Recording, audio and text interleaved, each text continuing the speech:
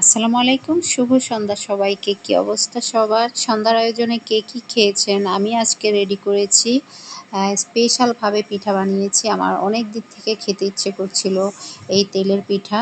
তো এই পিঠাকে কে কী ভাষায় কী বলে আমি জানি না। আমরা তেলের পিঠা বলি পুয়া পিঠা। তো এই পিঠা বানিয়েছি আজকে। এই পিঠাটা যা মজা হয়েছে!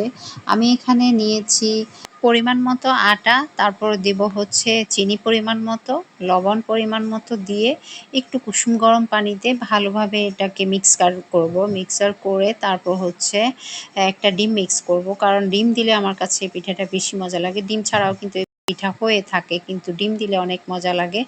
তো এখানে আমি পানি দেওয়া হয়ে গেছে। এখন আমি এটাকে ভালোভাবে নেড়েচেড়ে একদম আটার ডোটা একদম ভালোভাবে মিক্স করব। তারপর হচ্ছে কিছুক্ষণ রেখে দেব রেস্টে।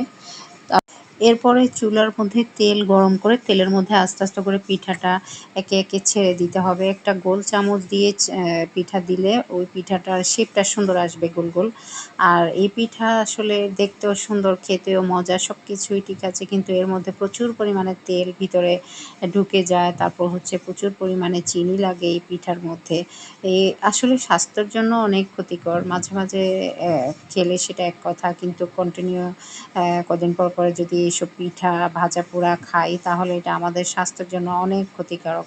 কিন্তু আজকে আমার পিঠাটা অনেক মজা হয়েছে, ফুলকো হয়েছে, নরম হয়েছে, খুব কিন্তু টেস্ট হয়েছে। যাই হোক, আজ এ পর্যন্ত। সবাই ভালো থাকবেন, সুস্থ থাকবেন, নিরাপদে থাকবেন, সবাই আমাকে সাপোর্ট করবেন।